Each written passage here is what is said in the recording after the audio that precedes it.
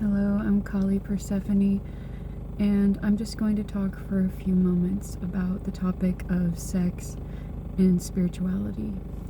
So, our society is deeply programmed to feel shame around sex, to suppress our sexuality, and at the same time, it is programmed us to hypersexualize everything as well.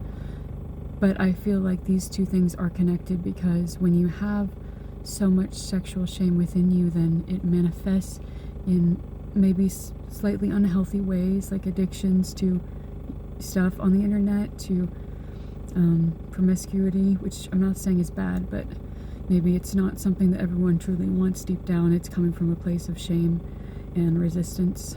And this can manifest in all types of ways. But the answer to this is not to shame yourself more.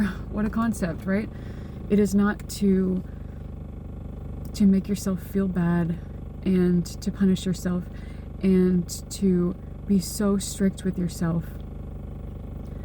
This is not the answer because resisting what you resist persists. So when you just resist and have shame and guilt and fear around this, then you will keep experiencing unhealthy coping mechanisms. You will keep expressing this sexuality in a maybe unhealthy way. And I can say so much about this topic because the reason why there's so much shame around sex, yes, it comes from religion, but it comes from society in general, and religion is a big part of society, especially back in the day, so it's connected.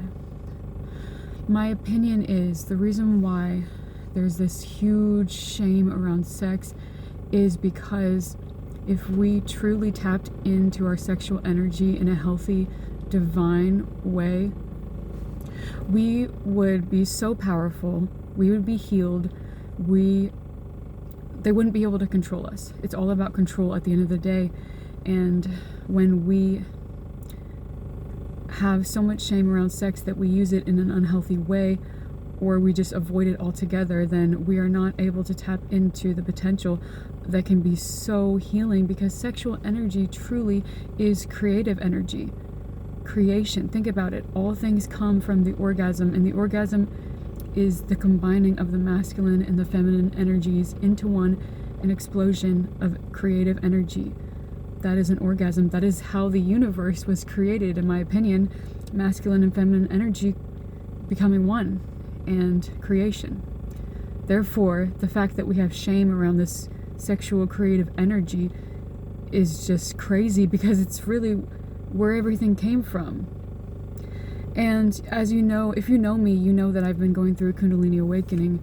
Well, Kundalini is very connected to sexual energy and creative energy, which I believe are one and the same, expressed in different lenses.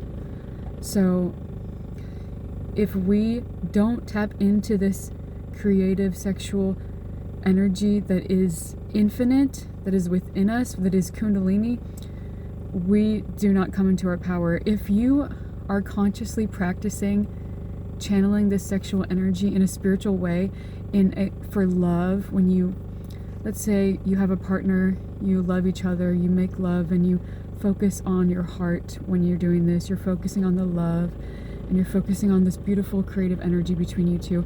And not only will this make you guys closer and be a beautiful experience of love, but it will also start to awaken that Kundalini creative energy. And if every human started to awaken their energy, then the powers that be would not be able to control us. They want us to stay asleep. They want us to stay in shame and fear and guilt. And this is my opinion, obviously. I don't know this for a fact. I just feel very strongly about it. And I grew up in religion. One of my deepest wounds is sexual shame. I completely suppressed my sexuality until I was 18, 19. And I've still been struggling with sexual shame since then. I'm 31. I'm constantly trying to work through it. And it's just so deeply programmed within us.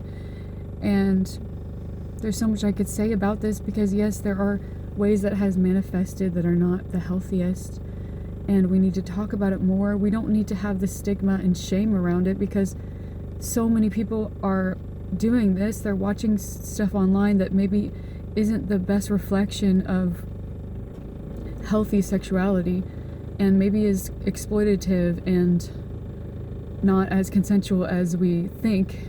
There's so much to say about that, but at the same time, we cannot shame people for it as well. We can't just sit there and say, you're bad if you watch this. You can't watch this ever. You're bad. You need to suppress. That's not going to help either. We have to acknowledge and have compassion and grace for ourselves. Look at ourselves and say, maybe you have some kind of addiction, maybe you have some kind of problem. Look at that and say, it's okay, I forgive you, I love you. It is not necessarily even wrong. It's just maybe not serving you anymore. And you need to be able to have compassion for yourself and stop judging yourself. It is actually not truly anyone's fault. We are programmed this way. But it is our responsibility to heal and to do things that are more in alignment with us and that will make us feel better in the long run and make us healthier. So, starting with compassion. Compassion, acceptance, love. It's hard to do, but you will get there. And once you start to have compassion for yourself, you can start to just think, does this feel good to me anymore? Does this resonate with me? Does this bring me to my full potential of divine sexuality? And if it doesn't, then you can say, okay, I'm setting the intention and I'm praying to God to help me get to a place of healthier sexuality.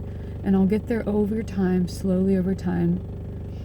You don't have to get there overnight. You don't have to stop everything cold turkey. You have to just slowly get a little better. And maybe God will manifest a beautiful, loving partner in your life who you'll be able to explore the healthy, beautiful, sacred sexuality between people that are in love, and it's beautiful, and it's how all life came to be. And this doesn't mean that when you are intimate with your partner that you can't get into your primal animalistic passion. It doesn't mean you can't do that at all, because that's also part of being human, and there's nothing wrong with it. But I think eventually you'll get to a point where you'll want to explore a higher side of sexuality too. You'll want to explore the tantric, the divine, this sacred sexuality, and that will be more fulfilling to you. But honor your desires right now and do not shame yourself for them. If you have a healthy space, safe space with a partner, you don't even have to be in a relationship with them, just someone that you trust and love, and you don't have to be in love, but you love them as a person. This is just my suggestions. Get into a healthy, safe space and start to explore these things. But also, you first have to accept the animalistic, the primal urges, the desires. Accept those too. Maybe explore those in a consensual, safe space first, and then eventually you will naturally start to desire higher, divine, sacred, tantric sexuality. It will just happen naturally. So I know that was a bit of a tangent, but this is a huge problem, and not just in religion, but in society. And there's so much objectification of women, men too, but especially women. And there's a very, very, very dark, deep underbelly of the beast, which is pedophilia. And that is a whole other topic, but it is just to show the contrast in sexual energy. You can turn the sexual energy into something horrible, or you can turn it into something beautiful. And when you start to channel that energy, and you can also channel the energy towards creative things, towards creating art, music, work even. You can use this in a healthy way to create things as well. It doesn't just have to be sex. But I think that's all I have to say for it right now. This will just be part 1, because I have a lot more to say about it. But I want to hear your thoughts and your opinions, and I want you to comment below anything that came up for you, anything that you have, any epiphanies you've had around sex in our culture, in our society, and your journey, your spiritual journey with sex too. I want to hear about it. So leave a comment below. I love you.